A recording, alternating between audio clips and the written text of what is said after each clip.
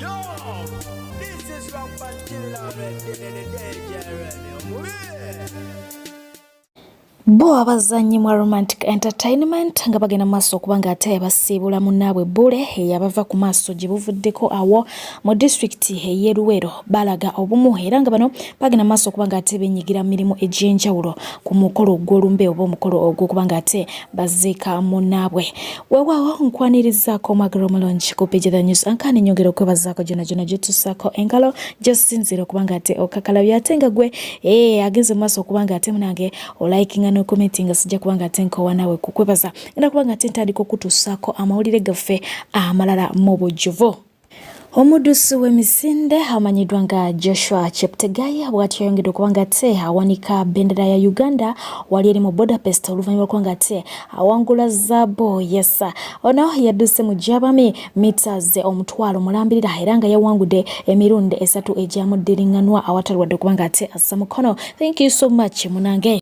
Abayizi abawererako ddala 7 ssaako n'abasomesa 13 ab'essomero lya Paris Girls Primary School basimatuse okufa basi bwe babadde batambulira bwe yabisse omupiira n'ekwata omuliro okukakkana nga yonna eweddewo. Bino byabaddewo akawungezi k'eggulo ku lutindo lwa atotode mu district ey'e Ngora. Songa ate abantu basimatuse okufiira ku Entebbe Express Highway oluvannyuma lw'emmotoka ekika kya lukulada okulemererwa omugoba waayo ekiwejjewejjo nga bw'etyo ewalampye nga bw'ogirengera. Songa ate bo abasaabaze abatambula engendo empanvu nga bakozesa entambula eya bus bakonkomalidde mu mapaaka oluvannyuma lw'okubulwa emmotoka ezibatwala. Kiddiridde akeedimo kabannannyini bus olunaku olwaliro ng'akakutte olunaku olwokubiri nga bano bawakanya omusolo ogubabinikibwa gavumenti gwe bagamba nti gususse kyokka nga n'embeera mwe bakolera mbi ddala. Okusinziira ku KCCA buli bus erina okuba nga ewa omusolo gwa bukadde 2.40 buli mwaka. Omwogezi w'ekibiina ekigatta bannannyini bus ekya Uganda Bus Owners Association Solomon Nsimire avuddeyo n'ategeeza nti akeddimo kano tekagenda kukoma okutuusa nga gavumenti evuddeyo n'ekendeza omusolo guno awo bajja kubanga ate baddamu okukola naye nga bwe baba tebakikoze kino gavumenti egenda kubanga ate yesaabaliza abasaabaze oba bannansi baayo. Ate nga yo omukulu amanyiddwa nga Kahinda Otafire bw'atyo yavudde n'agenda maaso okubanga ate yeegaana ebigambibwa nti yakkiriza kampuni ya Russia Joint Stock Company Global Security eno nga ye yaweebwa eddimu ly'okubanga ate ekola number plate z'ebidduka eza digital nti yagiwa olukisa okitegeera okubanga ate ekozesa kamera za Uganda Police Force enketta bikolwa oluvannyuma lw'ababaka okubanga nabo munange balaga oba booleka obweraliikirivu bwabwe nti kampuni eno yandibanga eyingirira oba eyingira mu byokwerinda by'eggwanga nga teyina lukusa. Otafire ategeezezza nti tayina kyamanyi ku kampuni eno nti era ne ministry ye gy'atwala wamu ne poliisi tebasisinkanangako ku bakungu okuva mu kampuni eno yadde nga ministry ye ne poliisi basaale nnyo mu byokwerinda by'eggwanga lya Uganda. Mu ngeri y'emu agenze maaso okubanga ate ategeeza nga naye bw'atali musanyufu ku ky'okubanga ate bongeza ssente za number plate z'ebidduka okuva ku mitwalo 15 okuziza ku mitwalo 7,143. Ono ayongeddeko nti kebeere Uganda Police Force oba ministry gy'atwala tebalina mukono mu kusalawo ssente zino era ng'ono agenze maaso okubanga ate yeesamulira ddala ebyogerwa nti yandiba n'omukono mu kusalawo ensimbi. Weewaawo ategeezezza nti ye si yasalawo ssente ezo ze bajja ku kiku number plate wabula nga naye agamba nti emiwendo agiwulira buwulizi oba agiwulirira mu mawulire.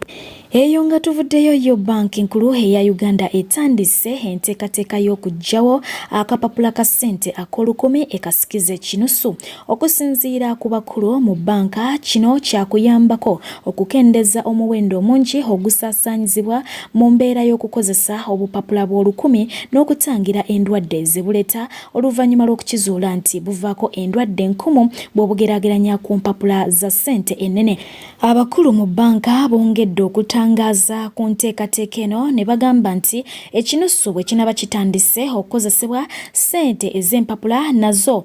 za kusigala nga zikola okutuusa lwe zinaggwa mu bantu mpola mpola. Ate yo mubaka amanyiddwa nga Asman Basalirwa yavuddeyo bw'atyo n'awakanya ebyayogeddwa World Bank okugamba nti abali b'ebisiike bajja kusosolebwa mu kubanga ate baweebwa obujjanjabi olw'ekyo kye bakkiririzaamu mu ggwanga ly'e Uganda. Basalirwa agamba nti teriyo musawo mu ggwanga ly'e Uganda asooka kubuuza mulwadde oba muli wa bisiike okumuwa obujjanjabi, n'agamba nti kino kyakuwuddisa oba kwagala kuteekawo mbeera etaliwo. Tubadde tukyali awo omumyuka wa Speaker wa Parliament omukulu amanyiddwa nga Thomas Tayebwa bw'atyo n'avaayo n'agaana ababaka okuddamu okubaako kibogera ku nsonga za banka y'ensi yonna okuteeka envumbo ku Uganda. Ono agamba nti gavumenti eri mu nteesaganya ne banka eno nga ebimu ku bigambo ababaka bye bagenda maaso okuba nga ate bakozesa biyinza okwongera okusajjula embeera. Ono asinzidde ku bigambo ababaka bye babadde bagenda maaso okuba nga ate boogera naddala omubaka wa munisipaali y'e Bugiri amanyiddwa nga Honorable Asman Basalirwa. Ono yagenze maaso okuba nga ate ategeeza nga bw'agenda okutwala banka y'ensi yonna mu kkooti agivunaane okuba nga ate egaana okuddamu okuwola Uganda ensimbi. Mu ngeri endala omumyuka wa Speaker mwennyini yagenze mu maaso okuba nga ate olunaku olw'eggulo alagira abooluganda lw'omubaka wa Kawempe North Muhammad Segirinya okuleeta ebiwandiiko ebikwata ku bulwadde obuluma omuntu waabwe eri Parliament oluvannyuma Parliament ebyanjule eri ekitongole ekivunaanyizibwa ku kujjanjaba oba ku bujjanjabi bw'ababaka ba Parliament mu ekimanyiddwa nga Uganda Medical Board asobole okuba nga ate afuna obujjanjabi ebweru w'eggwanga gy'ali. Wenjogera bino nga yo embeera y'omubaka ekwasa bukwasa nnaku kubanga yeeyongeredde ddala okuba nga ate esajjuka. System wa infection eziri mawugwe nengosa bubi Segirinya kiki ya rabbi anti infection kakati nyina gundi nyina skin cancer bankebedde ne bangamba nyina infection mawugwe era mawugwe ago singa saayanguye kujja engeri gye kuliko amabwa bange mu myezi 6 singa ndi mufuona lebo kiwulira muganda wange kakati ekizibu ekirala kyennyina nembeera ne gundi ekibumba kiriko ensundo mbiri anti amaanyi matono muganda wange akati mpulira nkoye badde gamba kati ekibumba kiriko ensundo ezo nazo baagala zisalako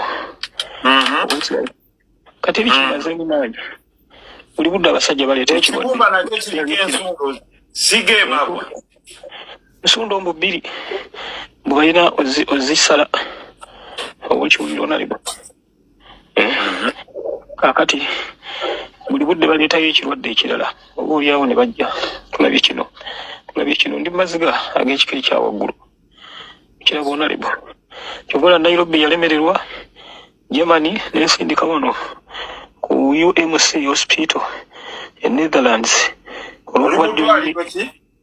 UMC hospital Amsterdam ne bandeeta wano kati bankozeeko endoscopy kwe kukwata kamera ne bagiteeka mu lubuto ng'eyita mu mumiro olali bwe yadde nzise nagenza ni conscious for 5 hours nanja ni conscious muganda wange nga simanyi biri ku nsi kiwulira bwe bamaze ne bankolako testing nga bayisa waya mu nnyindo ng'egguka mu biro ne mu lubuto era bagamba bali mu kwetegereza mabwa nsunda ezo eziri ku kibumba muganda wange so ekimala amaanyi buli budde baleeta ekirwadde ate buli baleeta ekirwadde ne ssente onalebo okiwulira kati abantu balina enjogera gye boogera Segirinya ababaka ba Parliament mulina insurance kituufu tulina insurance nezikola Uganda tezikola eno mbulaaya ekoma Kampala kati Uganda wange wano hanzijanjaba ngambye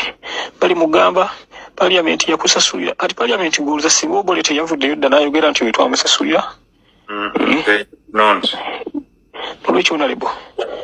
banyi ng'omuntu ow'omutima omulungi era weebale nnyo kuyamba kubanga omwana ngambye nanga bampadde wano $5,000,000 ne mu account y'eddwaliro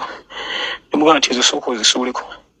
kubanga sofa kati biiru eri $8,000,000 obukitegeera eri $8,000,000 eddwaliro nkijjukira ku byakato biiru y'ebweru ogirabanga ezannya katono eti naye ng'epaaluuka ate ng'eno yesobola okunzijanjaba kuba Uganda tebasobola kulongoosa mawuggwe tebasobola pozi ng'oyagala kufa kaakati option eriwo endala bwe baba bamaze okunzijanjaba kuba bange nyina omumala wano emyezi 2 kyokka mu nnaku ntono biiru nnene oba okiraba onalibwa kati option endala eriwo bange nti abo owona waffe tufa ku muntu kuwona osobola okuyonja eddwaliro oba noyoza eddwaliro paka biiru lweneggwayo oba kiwulira onalibwa ekyo nempulira nga kinkabya amaziga muganda wange mpulira nga n'amaziga gampitako muganda wange ekintu ekyo kinene nnyo kubanga kati sente ezo oba ogenda kukola myaka emeka n'amaziga mpulira gampitamu onalibwa nti abantu bano baagalako ka deposit Nairobi neesasulira ne Germany neesasulira bwe nalina ku akawunti oba okiraba onalibwa naye mbeera nkambwe nnyo muganda wange naye nga nkwebaza katunoonye buli kisoboka katwekwate bwe baba bali baganye ffe katwekwatekwate abavubuka okuva mu NUP stroke People Power Youth Wing Buganda Region bwe batyo bagenda maaso okuba nga ate bakyalya ku President waabwe Robert Kyagulanyi Ssentamu ne bamwebaza okuba nga ate alaga ensi okunyigirizibwa Uganda kweyitamu ng'ayita mu documentary eyaba People's President so nga ate ye omukulu mwennyene yagenze maaso okuba nga ate alaga obwennyamivu mu Uganda Police Force ey'eyyumbe ng'agamba nti bano bagenda maaso okuba nga ate bawamba ebintu by'abantu baabwe bwe bali bagenze mu district eyo kubanga ate bakakalabya emirimu mu bye bawamba mwalimu zi ID mwalimu zi reflector mwalimu t-shirts mwalimu ne registrar ngagamba nti ebintu ebyo wadde nga tebalina teeka libiganira yo police yagenze maaso kubanga ate egamba nti tejja kubibaddiza weewaawo yategeezezza nti temwewunyanga mulabye abantu abambadde t-shirts zaabwe balina cards zaabwe nga bagenda maaso kubanga ate benyigira mu bumenyi bw'amateeka butambi nga babagamba nti ba NUP weewaawo nga ate si ba NUP ate mukadde ke kamu babalage nti basaze okuva mu NUP ate bazze mu NRM oluvannyuma lw'ebyo byatuuse wakati wa Kidede n'omukyala amanyiddwa nga Grace Khan ku Papa Sport omukulu amanyiddwa nga Mesach Semakula nga nannyini kifo avuddeyo bw'atyo n'agenda maaso okuba nga ate abaako byayogera ku ebyo ebyatuusewo abasebo ne bannyabo mugyebale erinnya Mesach Semakula okwawukanako nga bulijjo olwaleero nzize nga ndi mu ngeri erimu okwetonda okw'amaanyi okuviira ddala management ya Papa Sport olw'ebyo obuvidiyo bwafulumye awo nga bulimu ebintu ebitagasa era ebitalina kyebitegeeza ebitalina makulu tubetondera era nga twagala okubategeeza nti osi enteekateeka ya Papa Sport era bakastomers ababeerawo bulijjo mu kimanyi wano giba mirembe na respect byebisooka na service ennungi naye nga bw'omanyi nti nno abantu balina ebigendererwa byabwe bingi abaana balina omuzannyo mungi naye nzize olwaleero okwagala okubategeeza nti okusookera ddala bakastomers ba Papa Sport tusaba kutusonyiwa tekigenda kuddamu kubaawo ate nga ntwala n'okulabula eri baana mmwe muleme buntu bulamu bwange kubutwala for granted. This time I'll cease to be the other calm papa mbere businessman temugenda kuonona business z'abantu kuba nkitegeera nti muina ne gye mwavudde era mu business yo mutwalo mwatandikidde eyo ne mutandikira eyo mwamnawudde wa mwatandikidde wa mwamirule ne muvaayo ne mujjanga mwegoberera mujja mbantu fe abantu ababeera mu wano bantu babuvunaanyizibwa ababeera ku Papa Sport bava mu business zaabwe ne bajja wano abantu abasinga okulya wano emmere ku Papa Sport 90% sibayimbi bantu babuvunaanyizibwa bava mu offices zaabwe ne baparking emmotoka zaabwe ez'ebbeeyi nga bamanyi nti wano wali safe nga manyi nti n'essimu tejja kubula bwe munaatandika okuleeta katembo oyo nze simanyi bigendererwa byammwe. This is my retirement. Mwe mwaba mukyali bato muyinayo emyaka egigenda okukola ebirala temwonna business yange njagala okole ekyo ky'olina okukola ngozo bwe mwagala kulwana mugende mu luguudo mulwane naye mujje stantisi zammwe mu bizinesi z'abantu ne mujja ne mutandika n'oli otandika nga ne kamera weeri meaning do you intend to do that munoonya content my friend nsobola okufuna content nga sonoonya business ya muntu oba nga nkoze ekintu ekirala ekirungi so if you want to come at Papa's Sport you have to do the do's of Papa's Sport netondera abawagizi baffe tekikyaddamu kubeerawo tugenda kwongera mu security tugenda kwongeramu okubeera serious okusinga nga bwe kibadde tusaasiddwa nnyo nafunye obubaka waliwo omwami bambi yawandiise nga concerned customer obubaka obwo bwantuuseeko mukama wange sikumanyi naye buntuuseeko n'abo bonna abankubidde essimu mu wakati mu kulumirirwa I'm so much humbled era kinsonga lwaki nvuddeyo tekikyaddamu kubaawo tugenda kulwana tulabe nga tukijjawo mukama abakuume Ssaabasajja Kabaka wangaale.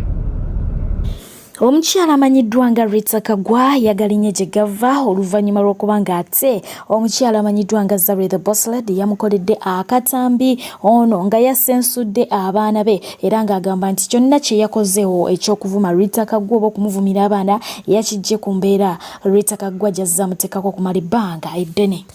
Kwewaana bwe kirina good body simanyi kirabika bulungi oyina enkobogo gwe kinene gwe kibi oyina enkobogo agasambi wakati video yeraga gegatta kyagenda nakola gastric bypass nakukogga wekimala okugga walyoke bakisaleko ebinyama ebirebera omanyi wookogga nyama eyiika kyasoose gastric bypass sponsored anovuma abantu abakola sajjala gwonoonyayo ki kikazi gwonvumidde emyaka naye Katonda yakusasula n'akuwa abaana abasiru bakasiru mukama nsonyi olina abaana bakasiru lwa mutima gw'omubi my friend change ensi ffenna tuyitamu mpiti buli muntu gw'oyomba naye n'otekamu famire ye n'otekamu abaana be n'otekamu buli omu olowooza obuyambi bwetu wa famire zaffe tulina kugenda nga tubupostinga to prove a point to idiots like yourselves wasoma bikifa abataasoma nno tukozesa mu abaasoma kankujjukiza owulidde gukazi gwe Katonda yakwata n'akusasula ewaluma because that's exactly what you deserve. Your kids don't deserve it. Naye mukama yakwata n'akusasula for years on trolling abaana obavumye biki buli ekinkwatako gwe n'okifuula business yo oyina bbaawo oyina abaana bo weefuula nti wasoma nnyo oyina omulimu lwaki oba oconcentratinga ku bantu abalala nga atalina bibyo.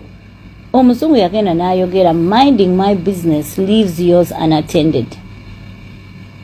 Kati gastric bypass yiyo gikoze ebinyama bigenda yobadde onaabagwe ng'otukulaga agasambi ageegatta otukula kikazi gwalabika obubi olabika obunya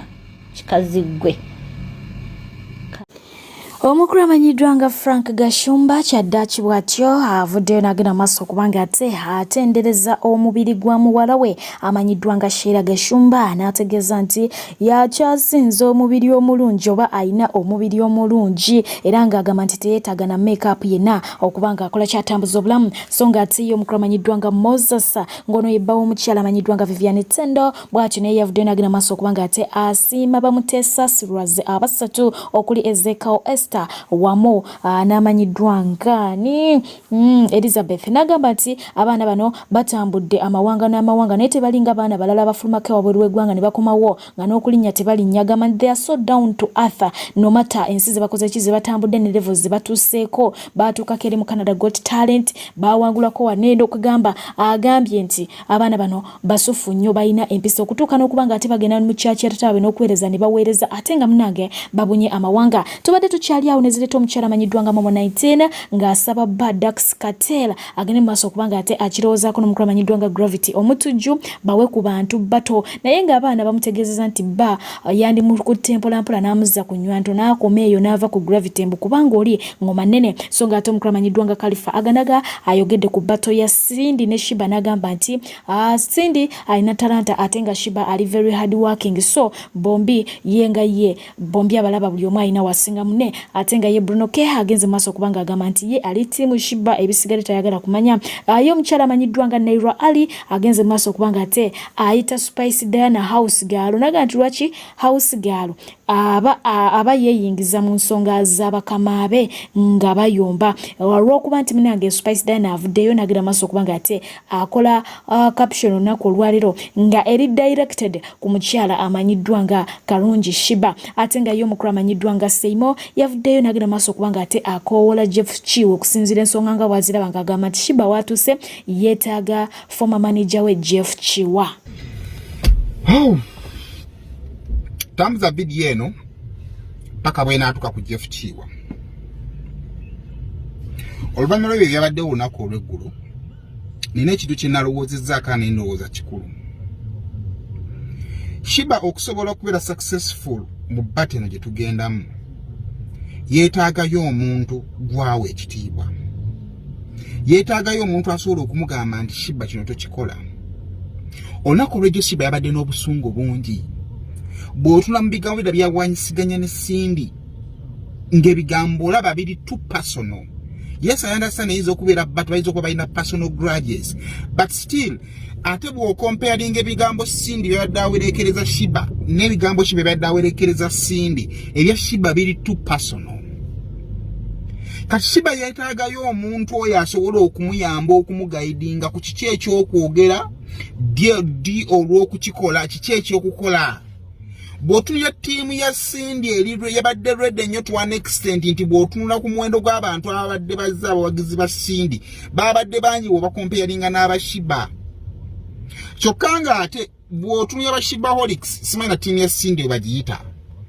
Timu ya Shibaholics bangi nnyo sigamba nti Shiba yasinga bwagizi nengamba ba Shibaholics abali mu timu ya Shiba bangi bw'oba comparinga n'abo aba Cindy kuba bayinza okuba tebalina organized. Naye Cindy atalina timu eri organized olaba asobola okusinga Shiba abawagizi mu press conference kitegeeza nti timu ya Cindy eri organized nnyo. By the way, abantu abali mu kwandamindinga Cindy oyo mukazi ali smart to an extent nti asobodde okufuga wuma okumala emyaka 2 nga ba president abaliko bamalanga kenna ku bbini balekulira. Kitegeeza nti Shiba si muntu wa kuyisaamu, Cindy si muntu wa kuyisaamu maaso. Kakati ne timu ya Shiba erina okweyongera okwenyeza okusukkawo bweri. Awo tugambira nti Jeff Chiwa for this particular project tukwetaaga. Shiba yeetaagayo omuntu asobola okumugaidinga asobola omugamba kino tokikolera n'atakikola. Twetaagayo omuntu asobola okugamba Shiba this time you need to talk, this time you have to keep quiet n'asirika. Singa kino tekibaawo Shiba n'asigala ng'agenda mu maaso n'obusungu bw'alina n'asigala ng'akola statements nga bw'azikola tugenda kutuuka ku stage n'okuyimba kujja kumulema ajja kuyomba buyombi. Ate bwe tunaatuuka ku stage ng'ayomba buyombi ng'eri Cindy ayimba kirizo bagana Cindy bata jajje wangula. So bwana Jeff Chiwa eno video yakujjukiza kumaliza buvunanyizibwa kubanga kuwa butandika oyinza okubanga oli omu ku abatali basanyufu kubanga bata eno weeri kubanga mu biseera wali manager bata eno mwagigaana so osobola kubanga oli munyivu leka tulagala tukkirize nti kati bata weeri there is work to be done. Enyimba muyimbi azirina kye yeetaaga kumuyamba ku recoveringa psychological asobola okwenganga opponent we nga naye ali mu position yemu n'opponent we. No opponent wa psychologically okay ono ye alina ebimutawanya bingi alina obusungu bungi ate nga obusungu tebusobola kuwangula lutalo. Ndowooza yange nze Saimo. Ate ye omukyala amanyiddwa nga Semakula Namaga ali wamu n'omwagalwa we bagenda mu maaso okubanga ate bali saboti buli bwennyini obw'aba China mu ggwanga eri Amerika bo toyina kyobagamba okirabalaba eryanyi enjovu teremererwa amasanga gaayo bayamaze n'amusitula nze naawe naye nga bo obulamu bwe batyo basazeho okubanga ate babutambuza. Olunaku olwaleero amazaalibwa ga Xavier Serra yasa era ng'agamwagaliza si mulala yase Ndawulanisha Drema agamba nti munanga kwagala ebitenkanika era nga kwagaliza birungi byerere webale kubeera kintu kya muwendo mu bulamu bwe. Happy birthday ye omukulu amanyiddwa nga Aizon T munange ku mukutu eyo gwa TikTok bamuvunaana okubanga ate alya ensimbi z'abakadaama ate ng'omuntu y'omu oyo avuddeyo okubanga aggusa obubaka obwo agenda maaso okubanga ate yemulugunya ku nkola za TV yabayizi eggwanga lyettu Uganda era kuba nga ate mbasiibulira awo atakuumira mpeera sigale nga abankuumidde mwebali nnyo mwebalire ddala mubeere bulungi mweraba. Anyuka TV ne NBS mwava dda ku mulamwa. Actually mubijjeeko ebyokweyita nation media mwetuume personal media. Ebintu bino mwabitwala so personal temukyasavinga abantu mwesavinga mwekka. Bannange enguzi n'ekikono n'emitima emibi gyejjudde mu next media. Ate oba temukyasobola nakwekako kati mulagidde ddala emitima gyammwe ku alien skin emitima gyammwe gyonna gyeyolese. Twali wano nga TikTok tennakyaka mutufu mwali b'amaanyi nnyo nga mwabasalawo hiti kye Kampala mwabasalawo ennyimba eziyitawo nga mwa rising standard ba mikwano kale kwegamba mwe ng'omwavu temumubala nga video ze musaba abaana zeze Ismail gende wa Sasha Vibe sima gende wa Great Pest nga omunaku we wamwe tayitawo omunaku we wamwe temukuba nnyimba ze nga mwasaba abaana ssente nga n'ennyimba zaabwe temuzikuba nga kale mwe kwegamba mwe n'abayimbi babawera mbukadde mitwala 5 abayina ezo ssente nga bemukubira ennyimba pozi n'abaweweeta ne babanunirira amabina nga bemukubira ennyimba bamikwano naye kati ebintu byakyuka byava mu mikono gyammwe ne tuleeta TikTok netandika leeta talenti baleeta Liam Voice anino unibani ngera muzole yanga mugamba obwo buyimbi bwa TikTok biki kati ebintu ne bigira ne bikyuka nga bana tebakyaba wa ssente bazileeta mu TikTok nga bana tebakyaga kwonona ssente olyagula obugozi TikTok account ne muzimba emitima ne mutandika olwanisa alien yajja n'abasaba obuyambi n'abagamba mukube video ze ne mugamba mbu video smap wa quality simanga agende wa Pest simanga agende wa Sasha Vibe ne muganda okuba music we ne mwamalala banga ayiseewo nga yaliko nga temukyalina kyakola nga amanyi mangi ne mulyoka mukuba music we kyokka ate kakati saawa zino mu kifo kyo situlira ddala talent mukuba nkube omwana mumukuba kagawulira agatasaana mubulana nnyo suula talent ezizze mwagala ekintu muddemu mu kyefuge ekintu mikwano twakibajjako twakibajjako amaanyi gali mu mikono y'abantu kati ffe abasalawo mwali enguzi temuyina mazima ku polling station obululu we buba mutwalo ku TV yammwe mulaga obululu 3 mwe mulaga birala bannange te emitima gyammwe emibi next media ejjudde emitima emibi next media ejjudde enguzi bu presenter bwammwe obumu bannange buyina ebikono aba presenter abamu nabatuukirira naye ng'empisa embi ezibajjudde bannange abaani akulira kampuni eyo mwetereezeemu emitima emibi gibasusse bagundi ate mugiragano giraga amawulire temumala ganoonyereza muliwo kuba bukubi ayimuka gwe mukuba ate mu aba contributinze ne ku failing ya music industry temwekwasa birala simanyanga copyright nedda aizoniti naye mazima ddala lwaki oba olya ssente za kadaama n'omufera n'akupangisiza ennyumba renti n'ayonoona obusaala bwe bw'ayina n'akugulira ebintu by'omu nju n'omulimba mbu wakomawo ogenda muwasa ogende ewaabwe okyale n'omulyako obusente bwe bwonna kyokka n'atuuka ku kisaawe n'ogaana okuddamu omukwata paka naye ng'obusente bwe bwonna wabulya naye bannange kyekigenda mu maaso naye kati kino kiddeko eri bakadaama kubanga mwenna ekibajja mu ggwanga lino genda okukola muba n'ennaku obwavu buba bubaluma kakati gwe ekikuzzeeyo ku busente obutono bw'ofuna miliyoni 1 omwezi ate weepanke ku serebu nze nabagamba ye mwagendera eggwanga lyali likyaliddamu